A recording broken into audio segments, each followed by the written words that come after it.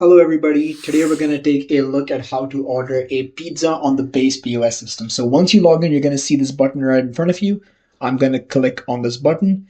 As you can see, I have my categories, my pizzas. We can select different categories to pick which pizza we want. Let's click on classic pizza and let's place in a order for a margherita pizza. I'm going to click on this item, and as you can see, this is where I'd be able to select my modifier. So let's click on size. Let's select a large. Let's go to toppings. Let's hit cheese and tomato. Let's put maybe one more slice of cheese. I'm going to hit confirm. For example, if I wanted to view the modifiers for my pizza, I'd click on this orange drop down icon over here. Let's select another pizza as well. Let's take a look at the barbecue chicken pizza. I'm going to click here, select my size. Let's take a small this time. Pick a topping again. I'm going to hit confirm if I want to view the modifiers for that. Once again, orange icon. Now that I'm done, let's try closing this transaction. I'm going to click on the pay button. I'm going to hit cash payment, and there we go.